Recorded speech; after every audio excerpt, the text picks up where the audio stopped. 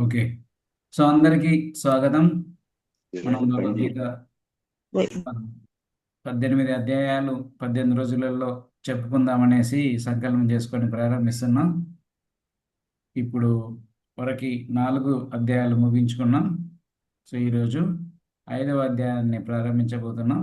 So దానికంటే ముందుగా భగవద్ ఆచార్యుల యొక్క ఆశీర్వాదం మనకు ఉండాలని భగవద్ ఆచార్యులను స్మరించుకుంటూ ప్రారంభిద్దాం. ఓం అజ్ఞానతిమిరాంధస్య జ్ఞానాంజనాశలాకయ చక్షురున్మిళితం येन తస్మై శ్రీ గురవే నమః. శ్రీ చైతన్య మనోభీష్టం స్థాపితం येन భూతలే స్వయం రూపా కదా మహ్యం దదాతి స్వపదాంతికం. వందేహం శ్రీగురు శ్రీయుతపదకమలం శ్రీగురుం వైష్ణవాంశ శ్రీరూపం సాగ్రజాతం సహగణ రఘునాథాన్వితం తం సజీవం సాద్వైతం సావధూతం పరిజన సహితం కృష్ణ చైతన్య దేవం శ్రీ రాధాకృష్ణ పాదాన్ సహగణ లలిత శ్రీ విశాఖాన్వితాంశ. హే కృష్ణ కరుణా సింధు దీనబంధు జగత్పతే గోపేశ గోపికా కాంత రాధాకాంత నమస్తుతే తత్పకాంచన గౌరాంగి రాధే వృందావనేశ్వరి వృషభానుసుతే దేవి ప్రణమామి హరిప్రియే. నమా ఓం విష్ణుపాదాయ కృష్ణప్రేష్ఠాయ భూతలే శ్రీమతి భక్తి వేదాంత స్వామినీతి నామినే నమస్తే సారస్వతే దేవే గౌరవాణి ప్రచారిణే నిర్విశేష శూన్యవాది పాశ్చాత్య దేశతారిణే వాంఛాకల్పతరుభ్యశ్చ కృపా సింధుభ్య ఏవ చ పతితానాం పావనేభ్యో వైష్ణవేభ్యో నమో నమః. శ్రీకృష్ణ చైతన్య ప్రభు నిత్యానంద శ్రీ అద్వైత గదాధార శ్రీవాసాది గౌరభక్త వృంద. హరే కృష్ణ కృష్ణ కృష్ణ హరే హరే హరే రామ రామ రామ హరే హరే. ఓకే. సో మనం నిన్న 4వ అధ్యాయం చర్చించుకున్నాం.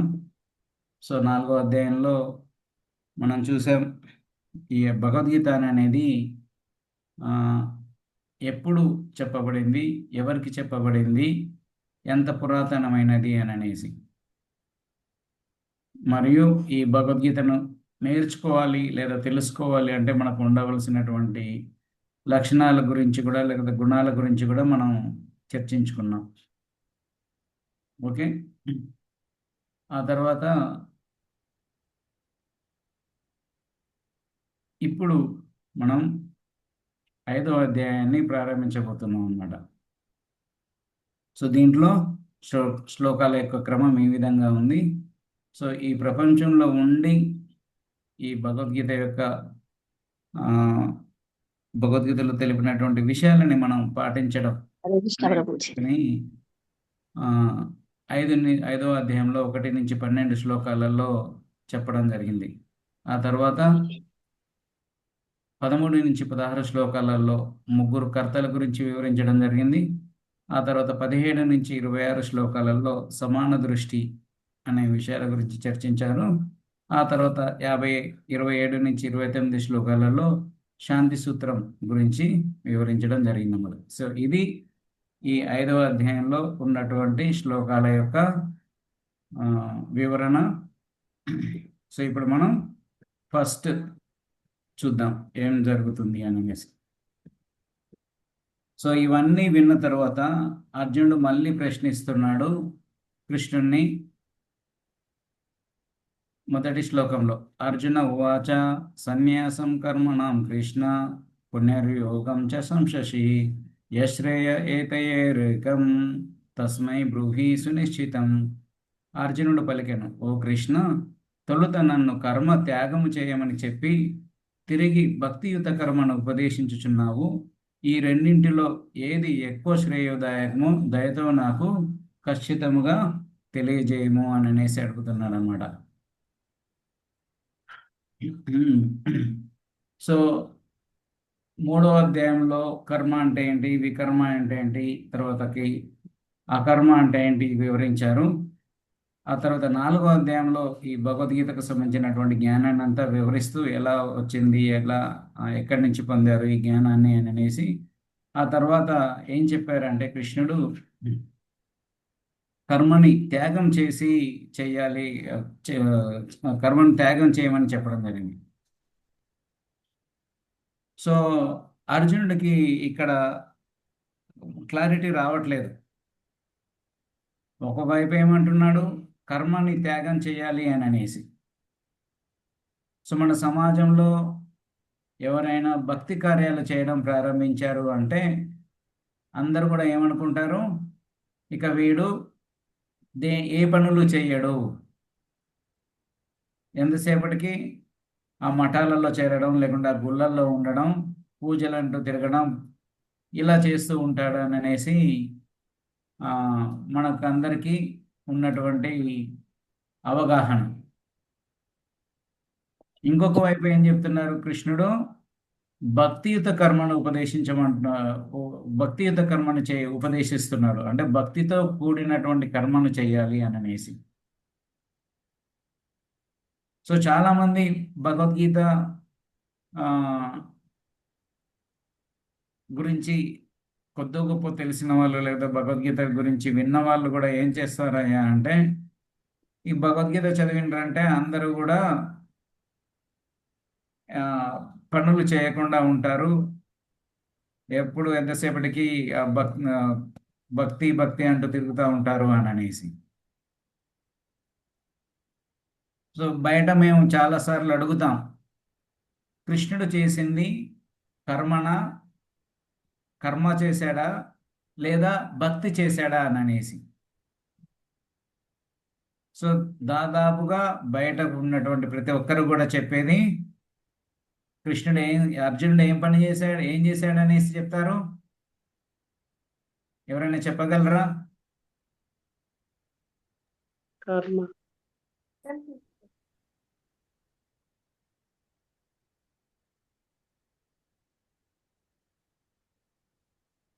మ్యూట్ చేసుకోవస్తుందా?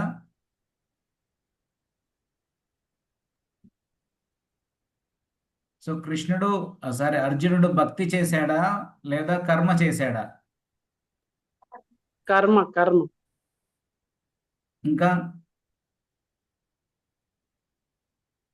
భక్తి కర్మ రెండు చేశాడు. భక్తి చేశారు, కర్మ చేశారు అని అంటున్నారు. భక్తితో కూడిన కర్మ. భక్తితో కూడిన కర్మ.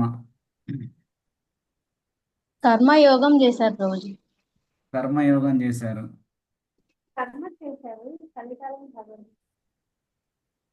కర్మలు చేశారు. సో మనం తర్వాత శ్లోకాలలో తెలుసుకుందాం, అర్జునుడు భక్తి చేశాడా లేదా కర్మ చేశాడా, లేదా భక్తితో కూడిన కర్మ ఉందా ఏదైనా అనేసి, ఏం చేశాడు అని అనేసి. ఓకే, సో దానికి శ్రీకృష్ణుడు సమాధానం ఇస్తున్నాడు. శ్రీ భగవాన్ వాచ సన్యాస కర్మయోగశ్చ నిశ్రేయసకర ఉభౌ త్యోస్తు కర్మ సన్యాస కర్మయోగో విశేష్యతే. శ్రీకృష్ణ భగవానుడు సమాధానం వసుకను, కర్మ పరిత్యాగము మరియు భక్తితో కూడిన కర్మము రెండును ముక్తికి శ్రేయోదాయకములే, కానీ ఆ రెండింటిలో కర్మ పరిత్యాగము కన్నను భక్తియుత కర్మము ఉత్తమమైనది అని అనేసి. సో ఇక్కడ కృష్ణుడు చాలా స్పష్టంగా చెప్తున్నాడు, ఇవి రెండు కూడా ముక్తికి మార్గాలే, శ్రేయోదాయకమైనవి, కర్మ చేయడం మరియు భక్తియుత కర్మలు చేయడం అనేది. కానీ ఇక్కడ ఏమంటున్నాడు, ఏది ఉత్తమం అంటున్నాడు, భక్తియుత కర్మ ఉత్తమమైనది అని అంటున్నాడు. సో కాబట్టి మనం అందరం కూడా ఏం చేయాలి, ఉత్తమమైనది ఏదైతే భగవంతుడు అని చెప్తున్నాడో అది చెయ్యాలి అన్నమాట. సో ఇది భగవద్గీత ద్వారా మనం నేర్చుకునేది. సో అంటే మనం ఉత్తమమైనటువంటి అయిన భక్తియుత కర్మను చేయాలి అని అనేసి ఇక్కడ మనకి తెలియజేస్తున్నాను. సో ఇక తర్వాత శ్లోకంలో ప్రాపంచికతయా బుద్ధ్యా హరి సంబంధి వస్తునః ముముక్షుభిః పరిత్యాగో వైరాగ్యం ఫల్గు కథ్యతే. ముక్తి సాధించడానికి ఉత్సాహంగా ఉన్న వ్యక్తులు భగవంతునికి సంబంధిత వస్తువులను కూడా భౌతికంగా భావించి త్యజించినప్పుడు వారి వైరాగ్యం అసంపూర్ణంగా చెప్పబడుతుంది. సుశ్రీల ప్రభుపాల వారు అమెరికాకు వెళ్ళారనమాట. అమెరికాకు వెళ్ళినప్పుడు వాళ్ళు విలువైనటువంటి కార్లలో తిరిగే వాళ్ళు, పెద్ద పెద్ద బంగళాలలో ఉండేవాళ్ళు, ఆ ఆ తర్వాత మ్, ఈ ఆధునిక పరికరాలు ఏవైతే ఉన్నాయో ఆ ఆధునిక పరికరాలన్నిటిని కూడా ఉపయోగించేవాళ్ళు అనమాట. యాక్చువల్గా సన్యాసించడం లేకుంటే ఆ, వైరాగ్యం అంటే ఏంటి? ఈ వస్తువులని వేటిని కూడా వాడకుండా ఉండడం. సో అంతకు ముందు ఉన్నటువంటి ఆ, ప్రభుపాద సమయంలో ఉన్నటువంటి ఎవరైతే ఈ భక్తి కార్యాలు ప్రచారం చేస్తున్నారో వారు ఏ సాంప్రదాయానికి సంబంధించిన వారైనా లేకుంటే ఏ సాంప్రదాయంలో లేని వారైనా కానీ వాళ్ళు ఇవన్నీ కూడా ఏ వస్తువులు కూడా ఉపయోగించే వాళ్ళు కాదనమాట.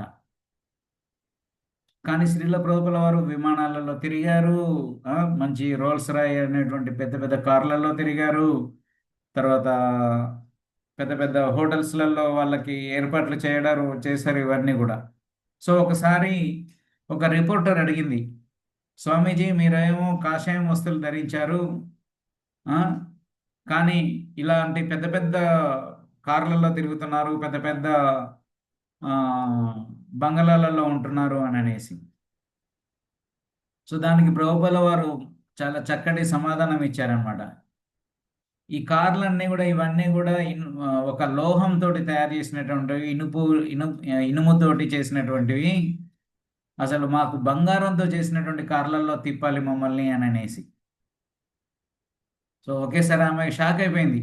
అరే, మామూలుగా రోల్స్ రాయ్స్ అనే కారు అమెరికాలో ఉన్నటువంటి అతి విలువైన కార్లలో అదొకటి అనమాట. సో వీళ్ళు ఇంత విలువైన కార్ను కూడా ఇది ఇనుప ముక్కతోటి పోల్చారు, మరేమో ఇంకా బంగారంతో చేసినటువంటి కార్లలో తిప్పాలని అని అంటున్నారు, ఈయన ఏంటి సన్యాసి అని అనేసి. సో మళ్ళీ ప్రభుపాల వారు అంటారు, కృష్ణ చైతన్యాన్ని ప్రచారం చేయడానికి ఇక్కడ ఉన్నటువంటి సమాజంలో ఉన్నటువంటి ఏ పరికరమైనా కానీ మేము వాడతాం, ఏ వస్తువునైనా మేము వాడతాం అనేసి చెప్పారనమాట. నే సో అది నిజమైన వైరాగ్యం అంటే అంటే దానిపై అది వాడతాము, కానీ దానిపైన మమకారం కానీ ఆసక్తి కానీ పెంచుకోకుండా వాడడం అన్నమాట. సో శ్రీల ప్రభుపాల వారు ఆ విధంగా ఆయన ఏ వస్తువునైనా కానీ ప్రతి దాన్ని కూడా కృష్ణుని సేవలో ఉపయోగించేవారు. సో ఇంకొకసారి ఇంకొక రిపోర్టర్ అడగడం జరిగింది, ఓ మీరు ఇంత పెద్ద హోటల్లో ఉంటున్నారా అని. అంటే ప్రభుపాల వారు అన్నారు, నేను ఈ హోటల్లో ఉండగలను, ఒక చెట్టు కింద కూడా ఉండగలను, కానీ నేను చెట్టు కింద ఉన్నాను అనుకోండి, నా దగ్గరికి ఎవ్వరు రారు. నేను ఇంత పెద్ద బిల్డింగ్లో ఉన్నాను కాబట్టి, ఇంత పెద్ద హోటల్ రూమ్లో ఉన్నాను కాబట్టి ఈ సిటీలో ఉన్నటువంటి పెద్ద పెద్ద వాళ్ళంతా కూడా వచ్చి నన్ను కలుస్తారు, అప్పుడు నేను వాళ్ళకి ఈ కృష్ణ చైతన్యాన్ని బోధిస్తాను అని అనేసి. ఇప్పుడు ఎవరైనా మన చెట్టు కింద ఉన్నారనుకోండి, వాళ్ళని ఎవరైనా లెక్క పెడతారా? ఎవడోలే ఆయన చెట్టు కింద కూర్చుండు అని అనుకుంటారు. అదే అమ్మో ఆయన అంత పెద్ద హోటల్లో ఉన్నాడు గురువు గారు అని అన్నాను అనుకో, అందరూ ఆ హోటల్కి వెళ్ళి ఆయనను కలవాలనుకుంటారు. సో అయితే ఆ గురువు అనే వాళ్ళు ఎలా ఉండాలి అంటే, నాకు ఇలాంటి సౌకర్యాలు ఏర్పాటు చేయాలి, నేను ఇలాంటి సౌకర్యాలు చేస్తాను అనే విధంగా ఉండొద్దు. ఆయన ఎటువంటి సౌకర్యాలు ఇచ్చినప్పటికీ కూడా ఆ సౌకర్యాలను ఉపయోగించుకుని అక్కడ ఆ సౌకర్యాలతోటి కృష్ణ భక్తిని ప్రచారం చేసే విధంగా ఉండాలి. సో అది నిజమైన వైరాగ్యం అని చెప్పబడుతుంది. ఆ విధంగా ఆ వస్తువులు లేదా ఇవన్నీ ఉన్నప్పటికీ వాటిని ఉపయోగించట్లేదు అనుకోండి, అది ఏమని చెప్తున్నారు ఇక్కడ? ఫాల్గు వైరాగ్యం అని అంటున్నారు. అంటే ఇది అసంపూర్ణమైనటువంటి వైరాగ్యం అని చెప్తున్నారు.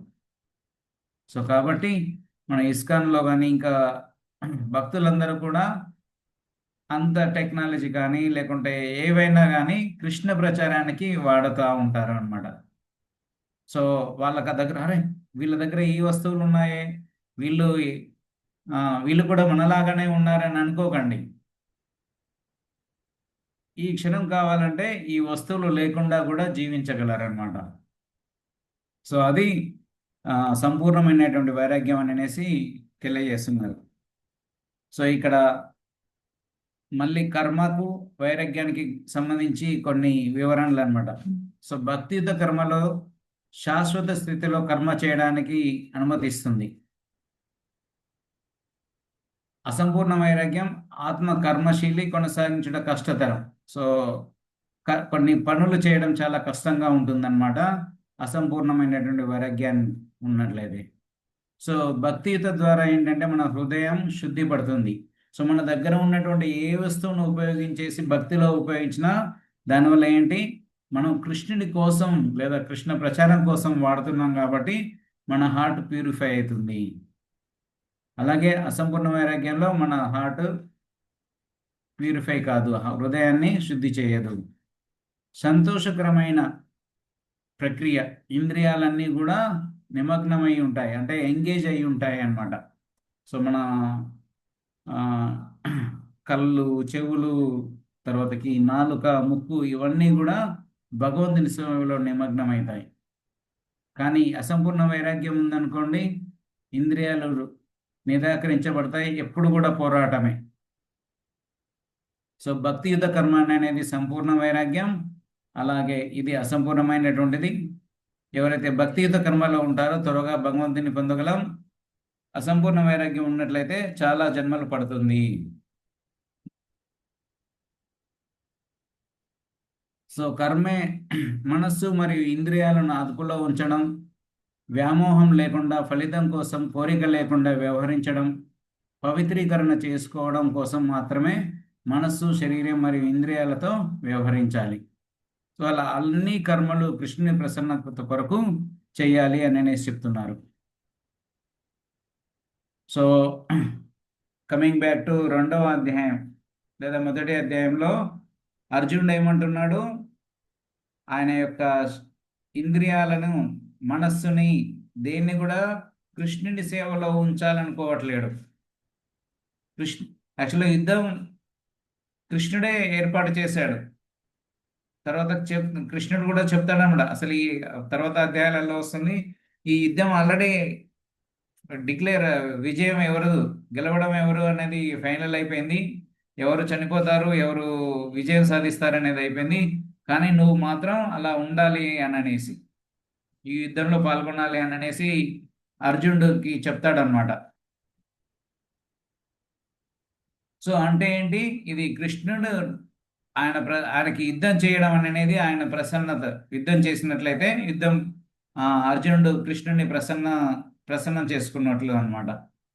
అలా కాకుండా, కానీ అర్జునుడి యొక్క భావం ఎలా అయింది, ఏమయ్యింది, ఆయన తన యుద్ధం చేయకూడదు అని అనేసి ఉన్నాడనమాట.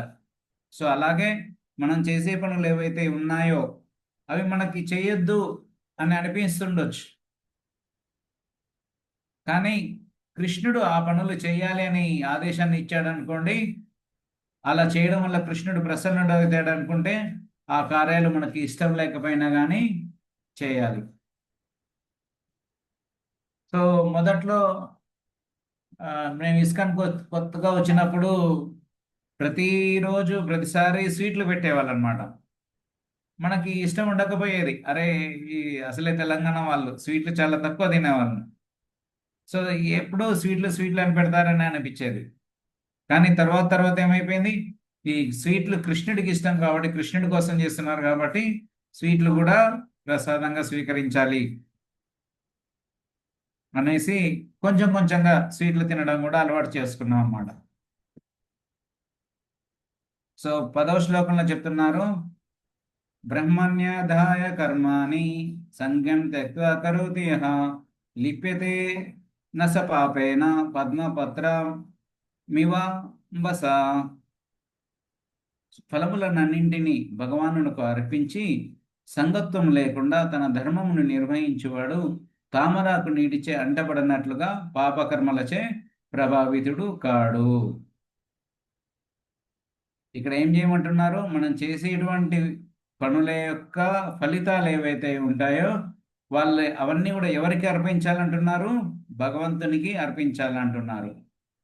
అర్పించి ఇంకేంటి, సంగం త్యక్త్వా కరోతి యః.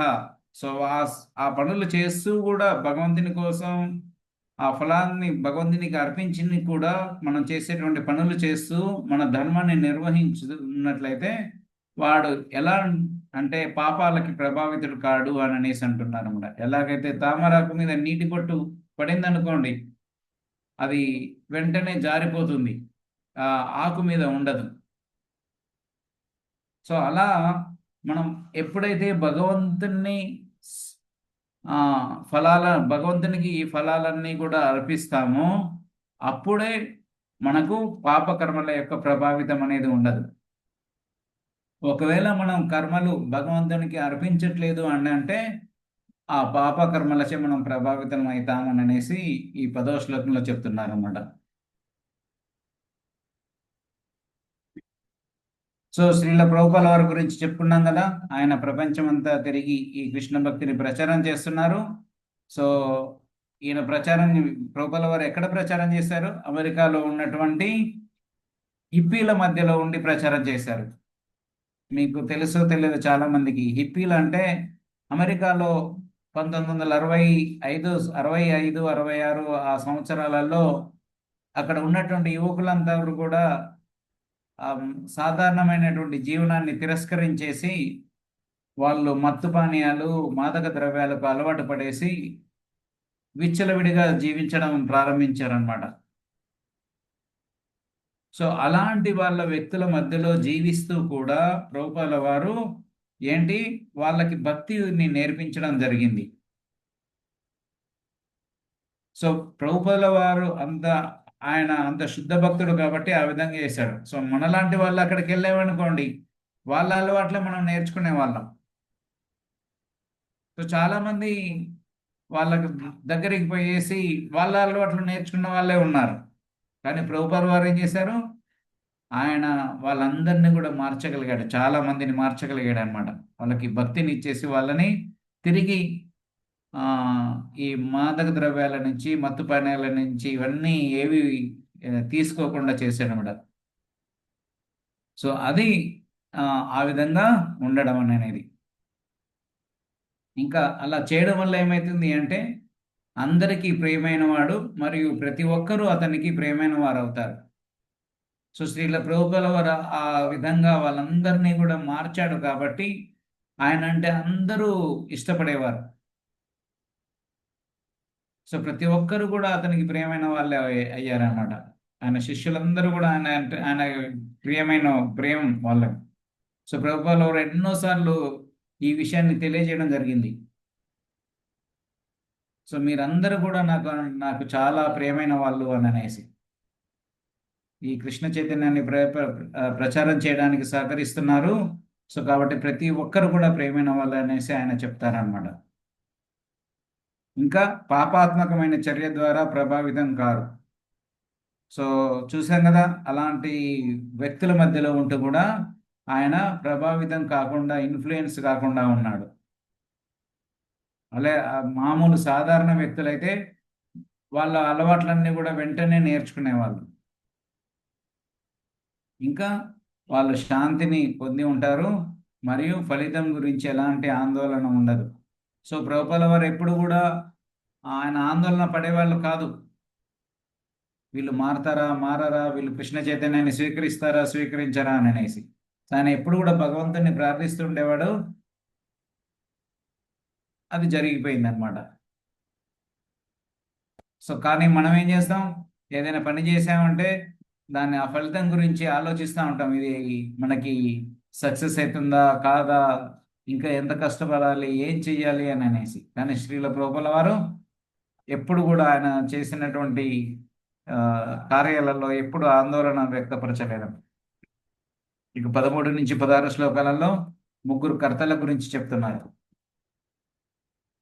నా దత్తే కస్యచిత్ పాపం నైవ సుకృతం విభు అజ్ఞానేనావృతం జ్ఞానం తేన ముహ్యంతి జంతవః. భగవానుడు ఎవరి పాపమును గాని పుణ్యమును గాని గ్రహింపడు, అయినను జీవుడు వారి నిజ జ్ఞానమును ఆవరించడే అజ్ఞానముచే మోహమునందుచుందురు.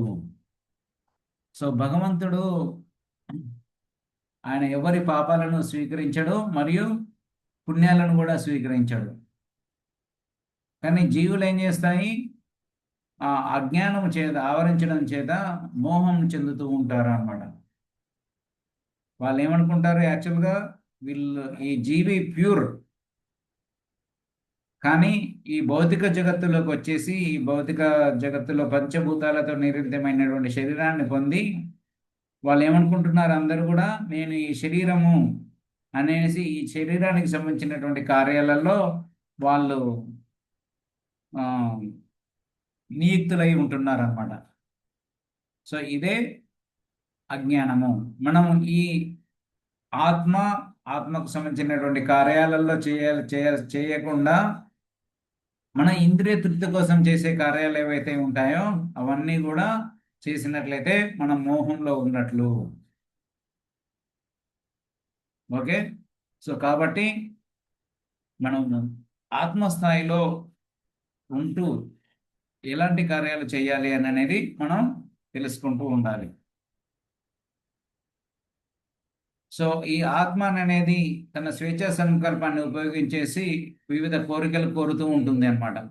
కానీ పరమాత్మ ఏం చేస్తాడు, మనం చేసినటువంటి కర్మల ఫలం ఆధారంగా ఆయన మనకి ఎంతవరకు అయితే దానికి రిజల్ట్ ఇవ్వాలో అంతవరకే ఆయన మన రిజల్ట్ ఇస్తూ ఉంటాడు అనమాట. సో ఇది ఎలా చేయబడుతుంది అంటే ఈ భౌతిక ప్రకృతి ద్వారా చేయబడుతుంది అన్నమాట. సో ఈ ఆత్మ, పరమాత్మ, భౌతిక ప్రకృతి ఇవి మూడు కూడా మనం చేసేటువంటి కార్యాలు వీటి యొక్క ఈ మూడిటి ద్వారానే జరుగుతాయి. చెప్పారు కదా, ముగ్గురు కర్తలు అని అనేసి, లేదా 3 డూవర్స్ అని అనేసి. సో ఆ 3 డూవర్స్ ఎవరంటే ఆత్మ, పరమాత్మ మరియు ఈ భౌతిక ప్రకృతి అన్నమాట. సో వాటి మధ్య సంబంధం, జీవుడు కోరికలు కోరుతూ ఉంటాడు, ఈశ్వరుడు భగవంతుడు కర్మఫలం ఆధారంగా ఆయన ఆదేశాలు ఇస్తారు. సో అది ప్రకృతిలో ఆ చర్యలను చేయబడుతుంది. సో జీవుడు తాత్కాలికంగా సంతోషపడతాడు, కానీ అతని కోరిక తీరదు. అతనికి మరింత ఇంకా ఎక్కువ ఉన్నతమైనది కావాలని ఎప్పుడు కూడా కోరుకుంటూ ఉంటాడనమాట. సో అలా కోరికలు కోరడం, తిరస్కరించడం వల్ల కర్మఫలం ఆధారంగా దాన్ని తిరస్కరిస్తూ ఉంటాయి. సో అప్పుడు జీవుడు విసుగుపడి నిస్సహాయానికి గురైపోతాడు. అబ్బా, ఇక చాలరా బాబు ఈ ప్రపంచంలో బ్రతకడం అని అనేసి.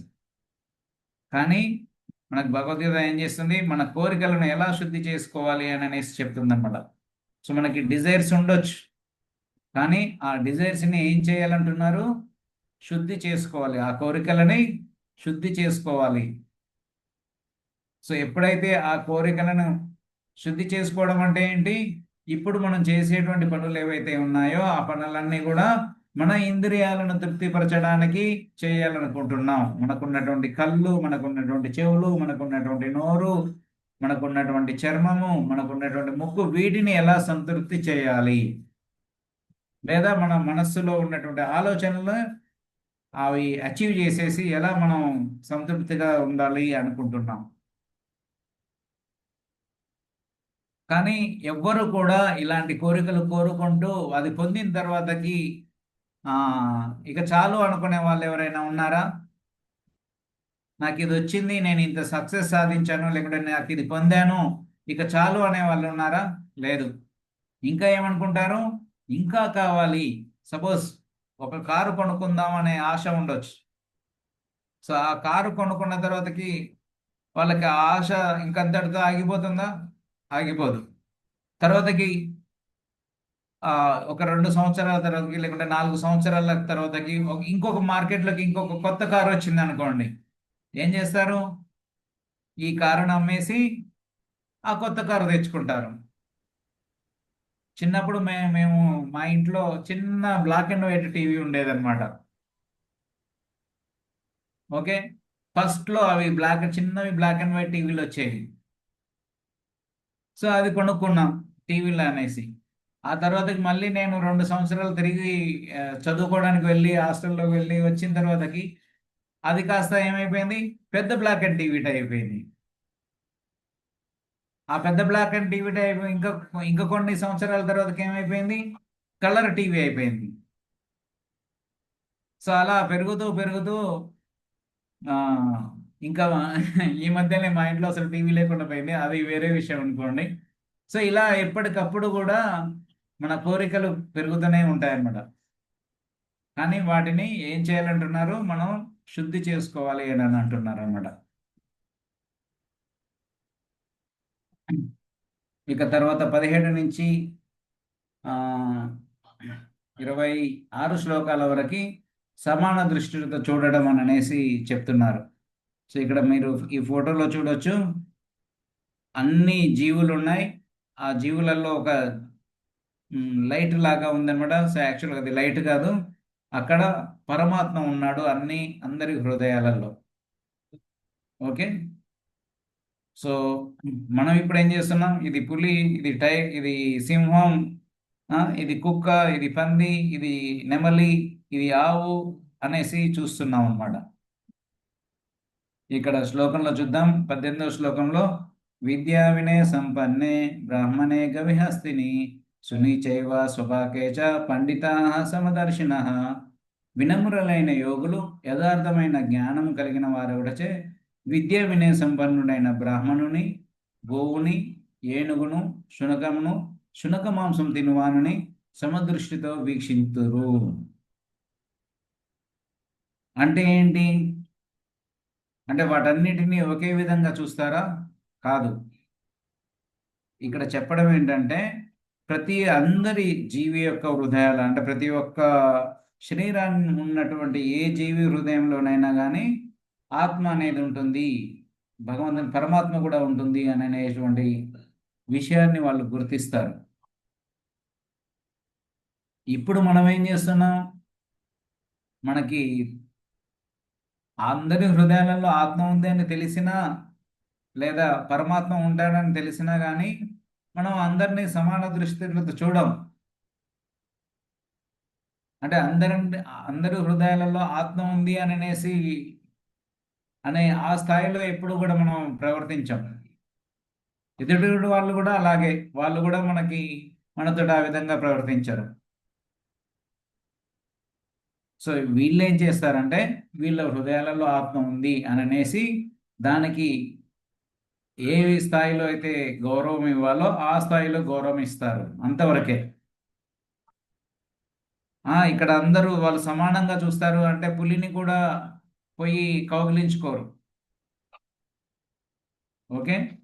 ఓకే, ఈ పులి హృదయంలో కూడా పరమాత్మ ఉంది, ఆత్మ ఉంది,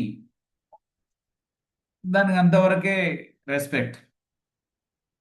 సో ఆ విధంగా వినమ్రులైన యోగులు ఈ ఆత్మజ్ఞానం కలిగి ఉండటం వల్ల అన్నిటినీ కూడా సమానంగా చూడడం అన్నమాట. అంటే అందరి హృదయాలలో ఆత్మ ఉంది అని అంటారు, అని ఆ స్థాయిలో వ్యవహరించడం జరుగుతుంది.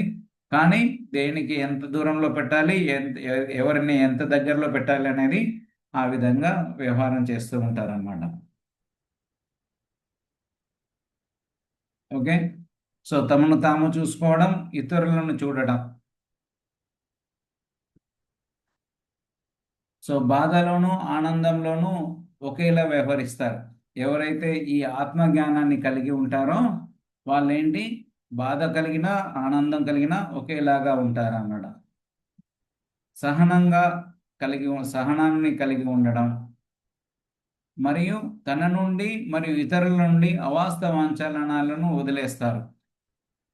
అంటే మనం ఎంతవరకు పని చేయగలము, మనకున్నటువంటి లక్షణాలు ఏంటి, మనకున్నటువంటి క్వాలిటీస్ ఏంటి, మనకున్నటువంటి తెలివి ఏంటి, మనకున్నటువంటి బుద్ధి ఎంత అనేసి ఆ స్థాయిలోనే మనం పనులు చేస్తూ ఉంటాము.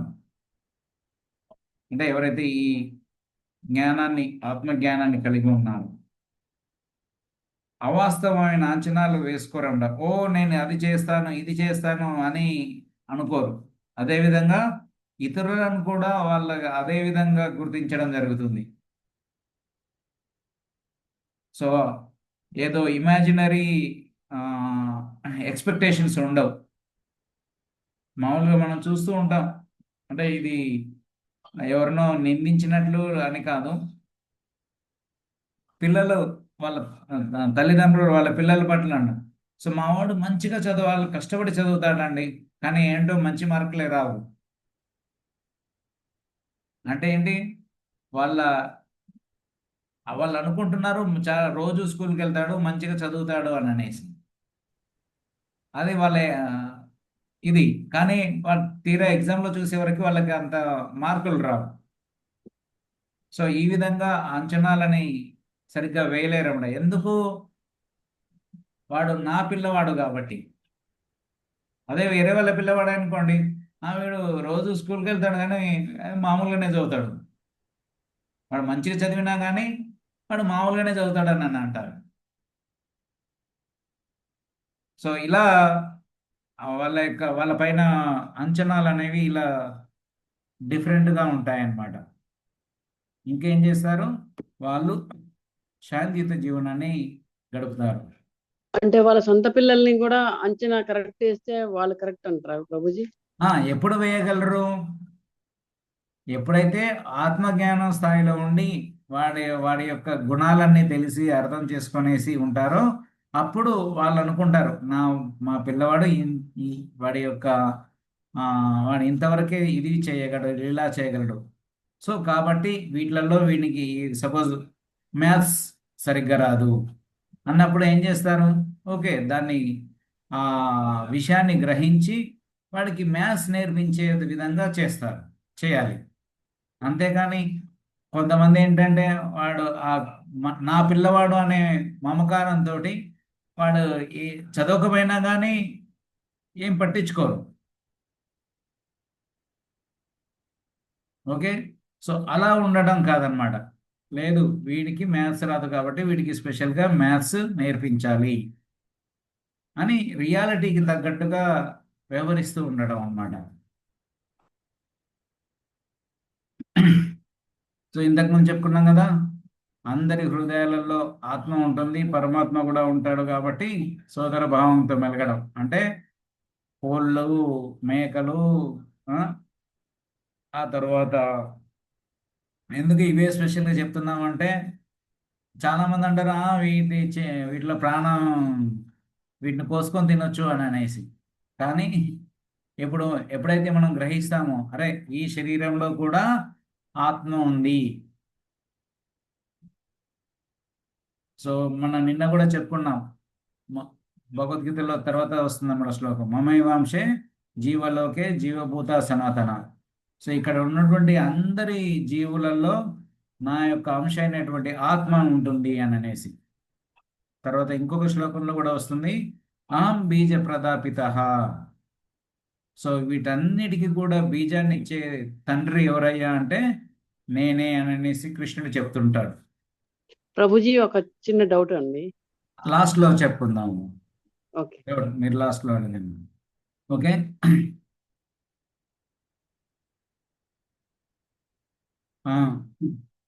సో ఇది అందరినీ సమానంగా చూడడం అంటే. ఇక తర్వాత 22వ శ్లోకంలో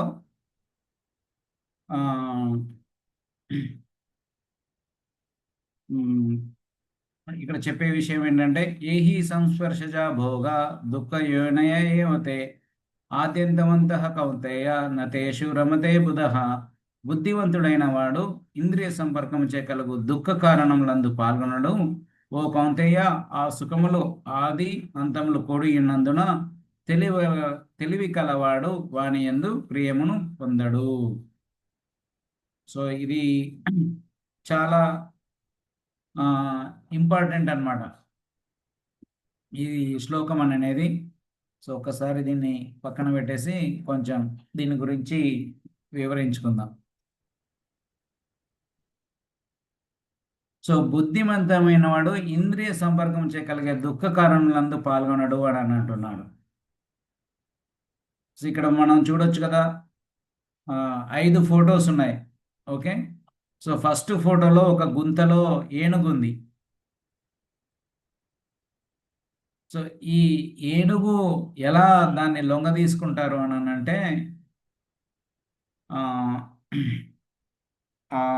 మగ ఏనుగు దగ్గరికి ఒక ఆడ ఏనుగును తీసుకొని రావడం జరుగుతుంది అనమాట. సో తీసుకుని వచ్చే వరకు ఆ ఆడ ఏనుగు, ఈ మగ ఏనుగు ఆడ ఏనుగు వాళ్ళ చర్మంతో రాసుకుంటారు. రాసుకునేసి ఆనందాన్ని పొందుతూ ఉంటాయి అన్నమాట.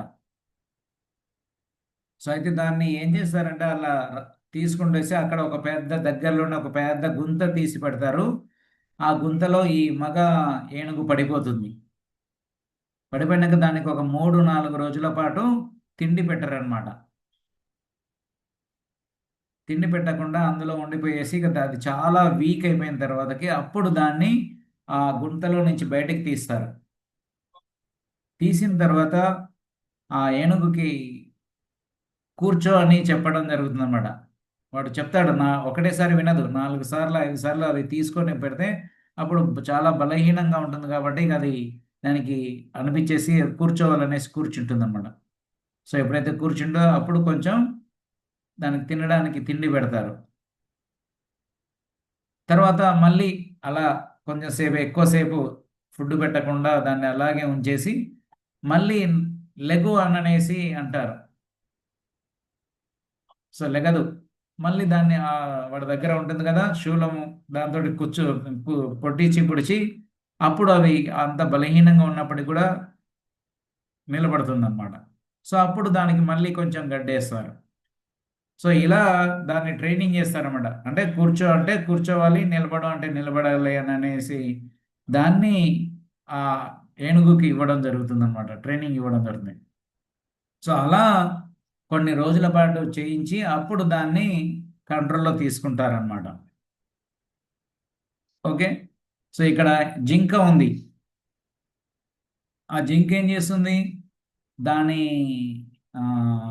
ఏమంటారు, అంబలికస్ అంటే నాభి, ఆ నాభికి నుంచి ఒక మంచి సువాసన వస్తుంది అనమాట, సుగంధం వస్తుంది.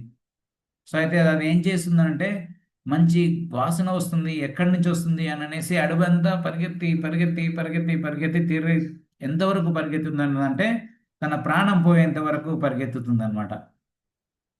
సో అలా తన ప్రాణాన్ని కోల్పోతుంది. అది దేని ద్వారా, ముక్కు వాసన ద్వారా. ఇక ఇక్కడ మినుగురు పురుగులు ఉన్నాయి కదా, లైట్ ఉంది. సో అవేంటి, కన్ను, వాటికి లైట్ వేయగానే కన్నుతో ఆకర్షించబడేసి అవి తన ప్రాణాన్ని కోల్పోతాయి. ఈ ఫిష్ ఏం చేస్తుంది, ఆ గాలం వేస్తారు కదా, గాలానికి ఒక ఎర్రని పెట్టేసి ఆ ఫిష్ని పట్టడం జరుగుతుంది అన్నమాట. అంటే అది నాలుక ద్వారా తన ప్రాణాన్ని కోల్పోతుంది. అలాగే హనీబీ, ఆ కమలం ఉంది, ఆ కమలంలోకి వెళ్ళి అక్కడ పడిపోతుంది. పడిపోయేసి దాని యొక్క ఆ మకరందాన్ని తినాలనేసి తినాలనేసి ఆ మకరం ఈ కమలం ముడుచుకుపోతుంది, అలా ప్రాణాన్ని కోల్పోతుంది. సో ఇక్కడ ఒక్కొక్క జంతువు ఒక్కొక్క ఇంద్రియం ద్వారా తన ప్రాణాన్ని కోల్పోతుంది. ఎందుకు, వాటికి తెలియదు, అయ్యో నేను ఈ లైట్ దగ్గరికి వెళ్తే నా మాడి మసి అయిపోతాము అని అనేసి, కానీ లేకుంటే ఈ ఏనుగు వేరే ఏనుగుతోటి రాసుకుంటే నన్ను గుంతలో పడేసేసి నాకు ఇలా జరుగుతుంది అని అనేసి, కానీ చేపకి ఆ గాలాన్ని అంటే నాలుక ద్వారా దాన్ని ఇది చేసుకోలేక నియంత్రించుకోలేక వెళ్ళి చనిపోతుంది అన్నమాట. కానీ మానవులకేంటి, అవి కేవలం ఒక్కొక్క ఇంద్రియం ద్వారానే వాటి ప్రాణాన్ని కోల్పోయే స్థితిలో ఉన్నాయి. కానీ మానవులకేంటి, ఈ 5 ఇంద్రియాలు కూడా ప్రమాదకరమే. మనం ఏ ఇంద్రియాన్ని నియంత్రించుకోలేకపోయినా కానీ అది మనకి హానికరమే కలుగజేస్తుంది. సింపుల్ ఎగ్జాంపుల్, డాక్టర్ షుగర్ వచ్చిన వాళ్ళకి మీరు తీపి వస్తువులు తినొద్దు అని అంటారు. కానీ అందరు షుగర్ పేషెంట్లు వాళ్ళకి బాగా కోరిక ఉంటుంది షుగర్ తినాలి అని అనేసి వాళ్ళు తింటూనే ఉంటారు. మళ్ళీ ఏం చేస్తారు, డోస్ పెంచడం, ట్యాబ్లెట్ వేసుకోవడం. ఓకే. సో ఇలా ఇవన్నీ ఇంద్రియాల ద్వారా వాళ్ళు మనం మానవులు అనేవాళ్ళు 5 ఇంద్రియాల ద్వారా ప్రమాదాన్ని పొంచి ఉన్నారనమాట. సో కానీ బుద్ధిమంతుడమైన వాడు ఏం చేస్తాడంటే ఇలాంటి దుఃఖాలు కలుగుతాయని తెలుసుకునేసి ఇవన్నీ కూడా దుఃఖానికి కారణాలు అనేసి కార్యాలలో పాల్గొనడు, మరియు వీటికి కొంతకాలం వరకే సుఖం ఉంటుంది. తర్వాత దీనికి ప్రారంభం ఉంటుంది, తర్వాత కొంతకాలానికి అది అంతం ఉంటుంది. ఉదాహరణకి నాలుక తినాలి, ఎంతని తింటాం? 4 బజ్జీలు వేసారంటే కథం, 4 బజ్జీలు తిన్నామంటే ఇంకా తినలేము. సో కాబట్టి తెలివి గలవాడు వీని యందు ప్రియాన్ని పొందరు. అంటే ఇంద్రియాల ద్వారా వచ్చేటువంటి ఆనందం ఏదైతే ఉంటుందో, ఏదైతే ఆనందం అనుకుంటున్నామో ఆ ఆనందాన్ని పొందాలని కోరుకోడు. ఓకే. సో ఎందుకు ఇవన్నీ చెప్తున్నాడు అని అంటే, అర్జునుడు తన ఇంద్రియాలని భగవంతుని సేవలో ఉపయోగించాలి అని అనేసి తెలియజేస్తున్నారు అన్నమాట. తన సేవలో కాకుండా, తన ఇంద్రియాల సేవలో కాకుండా భగవంతుని యొక్క సేవలో ఉపయోగించాలి అని అనేసి. సో మనం చెప్పుకున్నాం కదా, 2వ అధ్యాయం 62, 63 శ్లోకాలలో ధ్యాయతో విషయాన్ని పుంసాన్, మన ఇంద్రియాలు ఎప్పుడైతే ఒక ఇంద్రియ వస్తువులను ధ్యానం చేస్తాయో అది కోరిక తీరన ఫస్ట్ కామంగా ఆసక్తి పెరుగుతుంది, ఆసక్తి నుంచి కామం పెరుగుతుంది, కామం నుంచి క్రోధం, ఒకవేళ ఆ కామం తీరకపోయినట్లయితే అది క్రోధంగా మారుతుంది, క్రోధం నుంచి స్మృతి నశించిపోతుంది, స్మృతి నశించిపోయిన తర్వాతకి బుద్ధి నాశనం అవుతుంది, బుద్ధి నాశనం తర్వాతకి పడిపోతాం, పతనం అవుతుంది అని అనేసి. సో ఇలా ఈ జంతువులన్నీ కూడా ప్రాణాన్ని కోల్పోతున్నాయి వాటి యొక్క ఇంద్రియాల ద్వారా. సో భగవంతుడు అర్జునుడికి ఇది చెప్తున్నాడు అనమాట, నీ ఇంద్రియాల చెప్పినట్లుగా నువ్వు నడుచుకోవద్దు, నీ బుద్ధిని వికసింపచేసేసి ఆ బుద్ధిని వికసించిన బుద్ధి ద్వారా పని చేయాలి అని అనేసి. సో దానికి చివరగా శాంతి సూత్రం, పీస్ ఫార్ములా ఏంటిది అని అనేసి చెప్తున్నారు అన్నమాట. భోక్తారం యజ్ఞ తపసాం సర్వలోక మహేశ్వరం సుహృదం సర్వభూతానాం జ్ఞాత్వా మాం శాంతి రుచ్యతి. నా సంపూర్ణ భావన ఎందున్నవాడు నన్ను సర్వయజ్ఞములకు తపస్సులకు చర్మభోక్తగను సకల లోకములకు దేవతలకు ప్రభువును సకల జీవులకు లాభమును కూర్చువానిగను మరియు శ్రేయాభిలాషిగను తెలుసుకొని భౌతిక దుఃఖముల నుండి విడవడి పరమశాంతిని పొందును. సో ఎప్పుడైతే మనం ఇది అర్థం చేసుకుంటామో, ఇక్కడ చేసేటువంటి యజ్ఞాలు కానివ్వండి, తపస్సులు కానివ్వండి, వీటన్నిటికీ కూడా భోక్త ఎవరు? మనం కాదు, భగవంతుడు. మరియు ఆయన ఏంటి? సుహృదం సర్వభూతానాం, అందరి హృదయాలలో ఉండేటువంటి వాడు, అందరికీ కూడా ప్రియమైన వాడు. సో ఈ విషయాన్ని మనం తెలుసుకున్నట్లయితే జ్ఞాత్వా మాం శాంతి రుచ్యతి. సో ఎప్పుడైతే మనం ఈ విషయాన్ని తెలుసుకుంటామో అప్పుడు మనం ప్రశాంతంగా ఉంటాం. ఇప్పుడు మనం అన్నీ కూడా మన ఇంద్రియాలను తృప్తిపరచుకోవాలనేసి మనమే ఎంజాయ్ చేయాలి, మనమే భోక్తలమని అనుకుంటున్నాం కాబట్టి మనకు సమస్యలన్నీ వస్తున్నాయి అన్నమాట. అలా కాకుండా నాయన నేను కాదు, నువ్వే దీనికి యజమానివి, నువ్వే దీనికి అధిపతివి, నువ్వే అని అనుకున్నాం అనుకోండి, అప్పుడు మనకి ప్రాబ్లమ్స్ ఉండవు అన్నమాట. సో అలా అనుకున్నట్లయితే అప్పుడు మనం శాంతితో ఉంటాం అని అనేసి ఇక్కడ చెప్తున్నారు. సో నిజమైన భక్త కృష్ణుడు అన్నమాట. సో ఇక్కడ ఉన్నటువంటి బాలురందరూ కూడా కృష్ణుడితో కలిసి భోజనం చేస్తున్నారు. సో అందువల్ల ఆయన ఆనందిస్తున్నాడు అన్నమాట. అలాగే సర్వలోక మహేశ్వరం, నిజమైన నియంత్రికుడు. సో ఈ లోకాలన్నిటిని కూడా నియంత్రించేవాడు ఎవరయ్యా అంటే విష్ణువు. ఆయన యొక్క చర్మము యొక్క రంధ్రాల నుంచి, స్వెట్ పోర్స్ అని అంటారు కదా, స్వేద గ్రంథులు ఉంటాయి కదా, ఆ స్వేద గ్రంథుల నుంచి ఎన్నో బ్రహ్మాండాలు ఉద్భవిస్తాయి అన్నమాట. సో ఆ బ్రహ్మాండాలను అన్నిటిని కూడా నియంత్రించేవాడు ఎవరయ్యా అంటే కృష్ణుడు.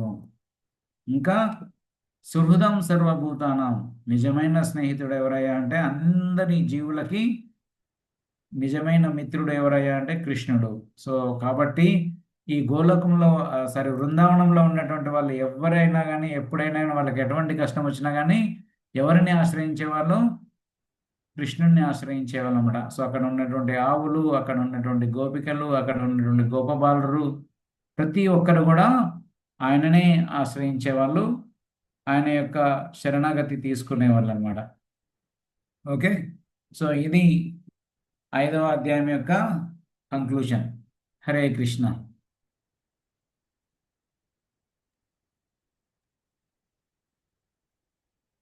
హరే కృష్ణ ప్రభుజీ. హరే కృష్ణ. సో యా, ప్రభుజీ అది అడగచ్చండి డౌట్. కృష్ణుని అన్నారు కదా, చెప్పండి. అంటే ఆ, అసలు మనం ఈ కర్మలు అనేది ఎందుకు చేయాలి ప్రభుజీ? మ్మ్. కర్మలు ఎందుకు చేయాలి అని అనేసి మ్మ్.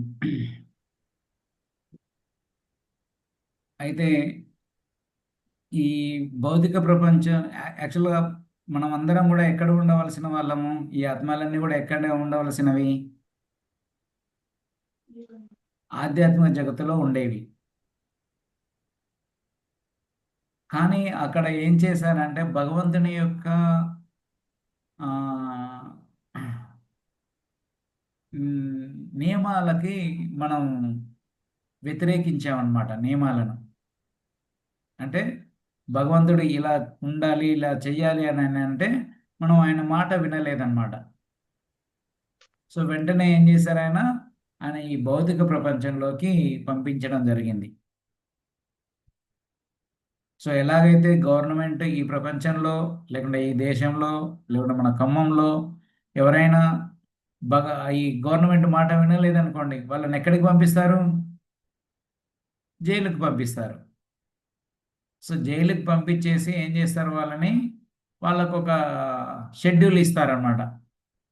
నువ్వు ఇలా ఉండాలి, ఇలా చేయాలి అని కౌన్సిలింగ్ ఇచ్చేసి వాళ్ళని కూడా ఒక పనిలో పెడతారు. సో అలా పనిలో పెట్టి వాడి ప్రవర్తన మారిన తర్వాతకి తిరిగి వాడిని జైలు నుంచి బయటికి పంపించడం జరుగుతుంది అన్నమాట.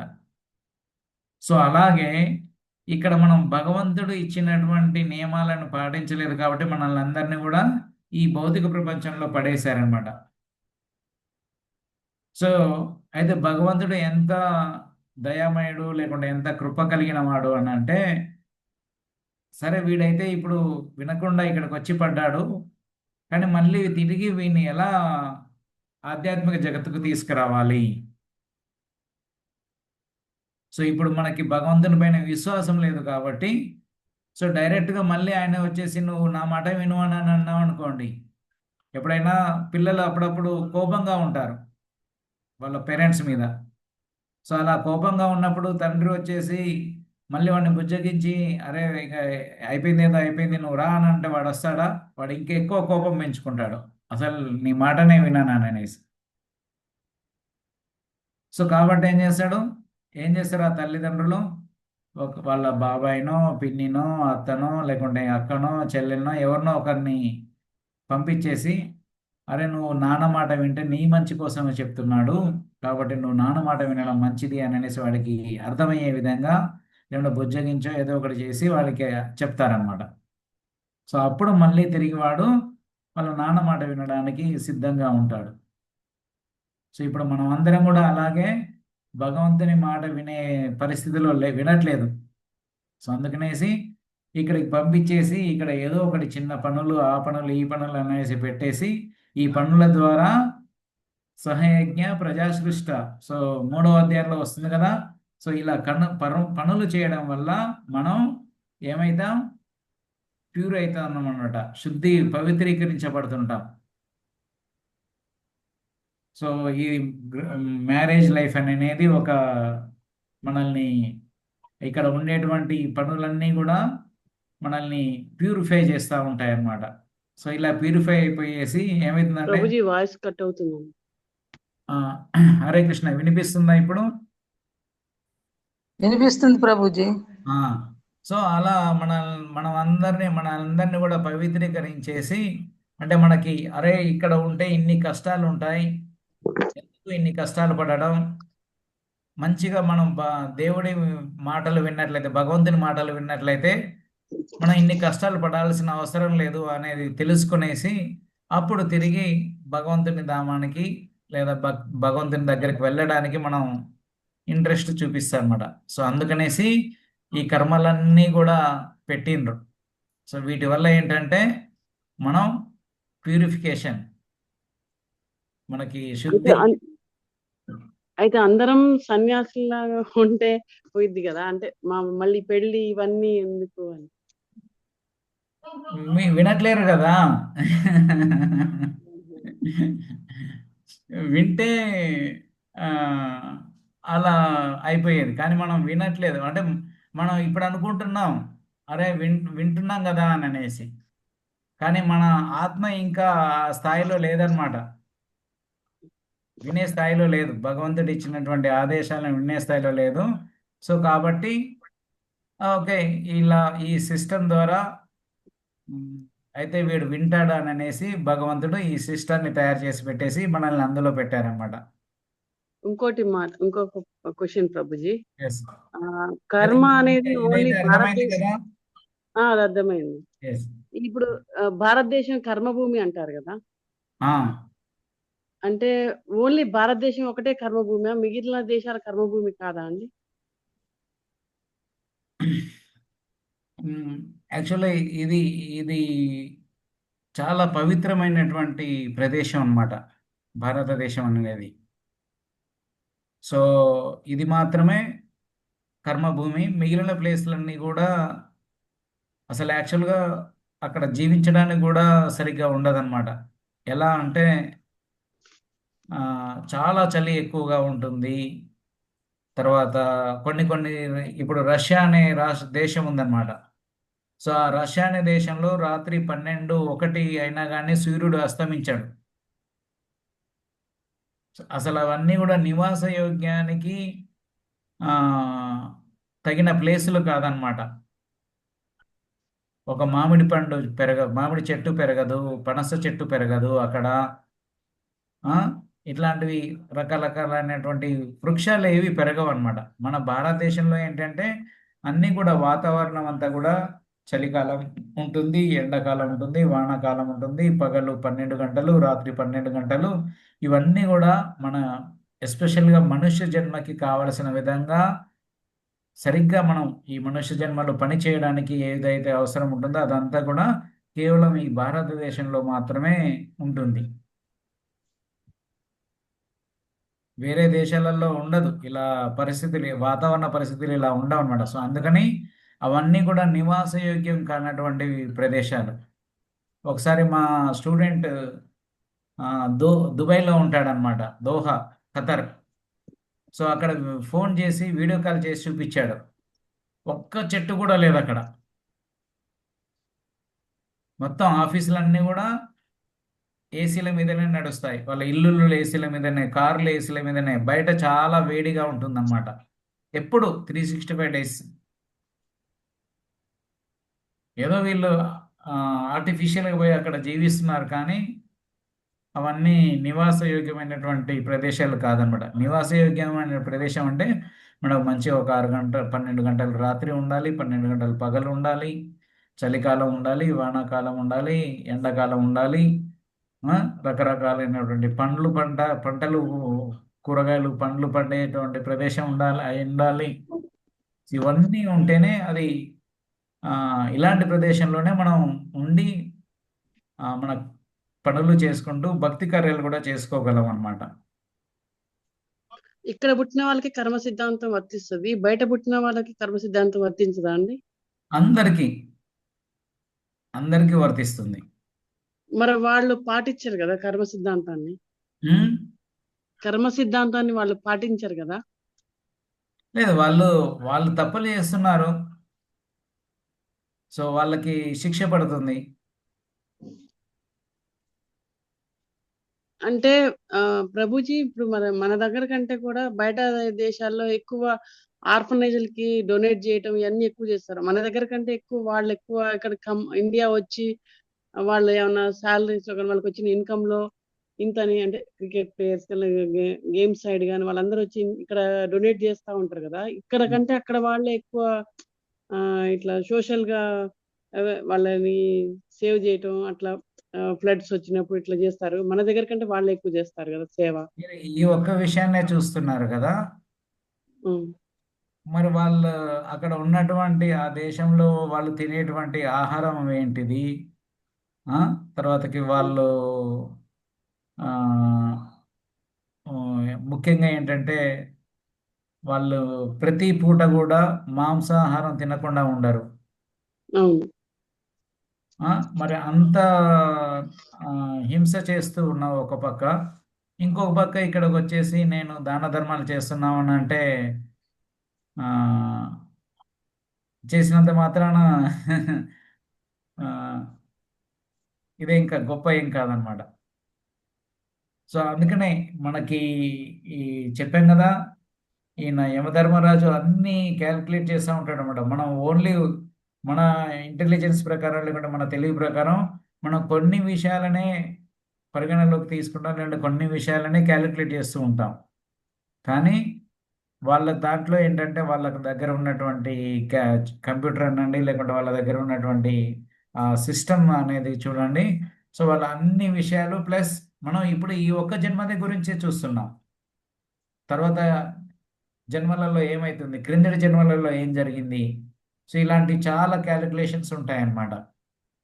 ఈ ఇప్పుడు మనం గాంధారి ఉంది, ఆవిడ 100 కొడుకులు చనిపోయారు.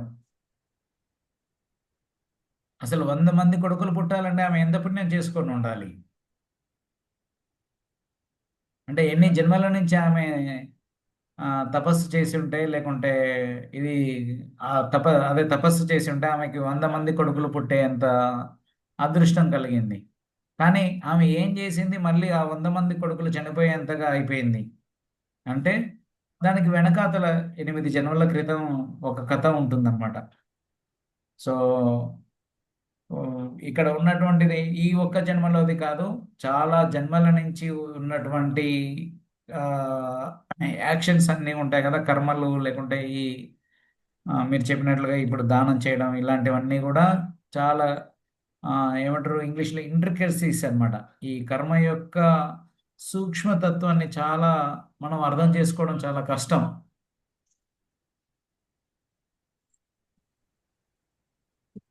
ఓకే.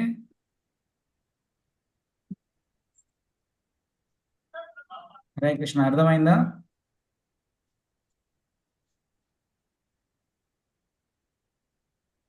హరే కృష్ణ. హరే కృష్ణ ప్రభుజీ. హరే కృష్ణ అర్థమైందా? ప్రభుజీ. అర్థమైంది ప్రభుజీ. హరే కృష్ణ ప్రభుజీ. ఎస్. నిన్నటి క్లాస్ లో ప్రభుజీ జ్ఞానం అంటే ఏమిటి, దాంట్లో భగవంతుడు మరియు భగవత్ విభూతుల జ్ఞానం అన్నారు కదా ప్రభుజీ. విభూతులు అంటే షడైశ్వర్యాల ప్రభుజీ, భగవంతుడి యొక్క విభూతులు అంటే భగవంతుని యొక్క షడైశ్వర్యాలు కూడా వస్తాయి, మరియు భగవంతుని యొక్క శక్తులు. శక్తులు. సో భగవంతునికి అనేక శక్తులు ఉన్నాయన్నమాట. అంతరంగిక శక్తి, బహిరంగ శక్తి అనేసి, తర్వాత మ్, ఆ, ఈ బహిరంగ శక్తి అంటే మాయా ప్రకృతి కూడా ఆయన యొక్క శక్తే. ప్రభుజీ. మ్, బహిరంగ శక్తి అంటే దుర్గాదేవి ప్రభుజీ. ఆ,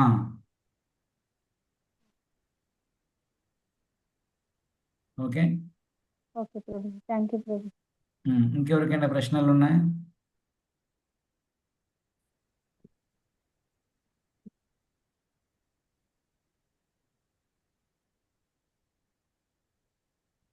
హరే కృష్ణ ప్రభుజీ.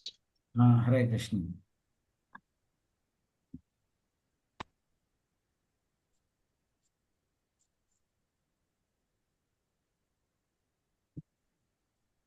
ఓకే.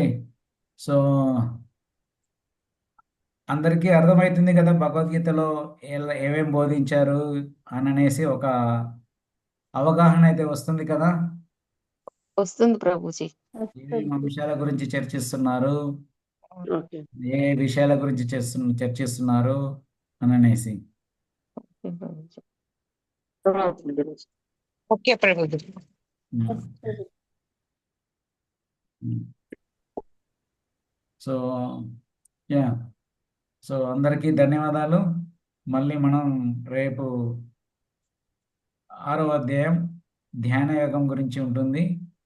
సో ధ్యాన యోగం గురించి చర్చించుకుంటాం. సో అందరూ కూడా మీ దగ్గర భగవద్గీత యథాతథం ఉన్నట్లయితే ఈ 6వ అధ్యాయం ధ్యాన యోగం ఈ రోజు నుంచి రేపటి వరకు చదివి ప్రిపేర్ అయ్యి ఉండండి. హరే కృష్ణ. హరే హరే కృష్ణ కృష్ణ ప్రభుజీ. హరే కృష్ణ ప్రభుజీ. హరే కృష్ణ హరే కృష్ణ ప్రభుజీ. ప్రభుజీ. హరే కృష్ణ ప్రభుజీ. హరే కృష్ణ హరే కృష్ణ ప్రభుజీ. ప్రభుజీ. హరే కృష్ణ